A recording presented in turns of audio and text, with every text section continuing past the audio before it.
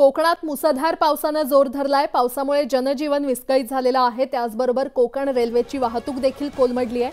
कोकण रेल्वेच्या पेडणे बोगद्यामध्ये पुन्हा पाणी भरल्याने येथील वाहतूक पुन्हा बंद करण्यात आली आहे। त्यामुळे काही ट्रेन रद्द करण्यात आल्या तर काही ट्रेनचे मार्ग बदलण्यात आलेले आहेत। मंगळवारी बोगद्यामध्ये पाणी साचल्याने सुरक्षेच्या कारणास्तव कोकण रेल्वेची वाहतूक बंद करण्यात आली होती।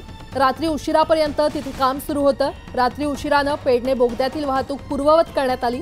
त्यानंतर रात्री 10:30च्या सुमारास बोगद्यातून पहिली ट्रेन रवाना करण्यात आली होती। तसंच विविध स्थानकात थांबवून ठेवलेल्या सर्व ट्रेन रवाना करण्यात आल्या होत्या। मात्र बुधवारी सकाळी पुन्हा एकदा बोगद्यात पाणी साचल्याने कोकण रेल्वे ठप्प झाली आहे।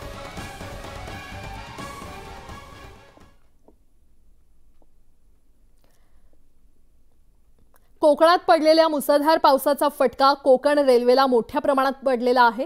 कोकण रेल्वे मार्गावरील राज्यातील पेडणे गोवा टनेलमध्ये पाणी आणि चिखल भरल्याने मार्गावरील वाहतूक विस्कळीत झाली आहे। सध्या 40 ते 45% चिखल बाजूला करण्याचे काम पूर्ण झाले असून अजूनही 50 ते 55% चिखल बाजूला करण्याचे काम बाकी आहे।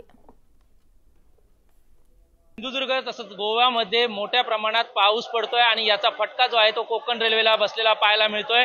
आपण जर दृश्यांमध्ये पाहिलं तर मी आता आहे या पेडणे बोगद्यामध्ये आणि या पेडणे बोगद्यामधील या ठिकाणी जर बघितलं हा तो स्पॉट आहे ज्या ठिकाणाहून हा जो गाळ आलेला आहे, हा ट्रॅकवर गाळ आलेला आहे। याच्यासाठी अगदी जर आपण पाहिलं तर शर्थीचे प्रयत्न सुरू होते। काल रात्रीपर्यंत या ठिकाणी जे कॉन्क्रीट सुकवण्याचं काम जे लिक्विड असतं ते वापरून झालेलं आहे। 140 लिटरपेक्षा जास्त लिक्विड हे कॉन्क्रीट सुकवण्यासाठी वापरण्यात आलं, मात्र त्याचा काही उपयोग झालेला नाही। जर आपण दृश्यांमध्ये बघितलं तर या ठिकाणी चिखलाचं साम्राज्य या ठिकाणी रेल्वे ट्रॅकवर आपल्याला पाहायला मिळतंय। त्यामुळे आता काही वेळापूर्वी जेसीबीच्या साहाय्याने जेसीबीच्या माध्यमातून देखील हा गाळ काढण्याचं काम केलं, मात्र ते यशस्वी ठरलं नाही। मात्र त्यातल्या इथला जो गाळ जो काढलेला आहे तो पिशव्यांमध्ये भरून तो बाहेर नेण्यात आला आणि अशा पद्धतीने हे रेल्वेचं काम सुरू आहे। सद्यस्थितीला रेल्वेकडून कोणत्याही प्रकारची अधिकृत माहिती हा ट्रॅक कधी सुरू होईल हे मात्र अद्यापर्यंत माहिती दिलेली जात नाहीये। त्यामुळे कोकण रेल्वेवरून मार्गावरून प्रवास करणाऱ्या प्रवाशांची अक्षरशः दमछाक झालेली पाहायला मिळते। व्हिडिओ जर्नलिस्ट चित्राज परबसह विशाल रेवडेकर, न्यूज 18 लोकमत,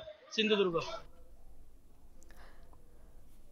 बोदवड तालुक्यात मुसळधार पाऊस कोसळलेला आहे आणि या पावसामुळे निमखेड गावाबाहेर असलेल्या नाल्याला पूर आलाय। गावात जाणारा रस्ता पूर्णपणे पाण्याखाली गेला होता। पावसामुळे निमखेड गावाचा संपर्क तालुक्याशी तुटलाय।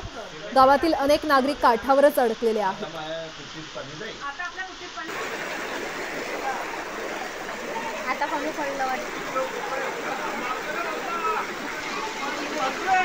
अरे बाळू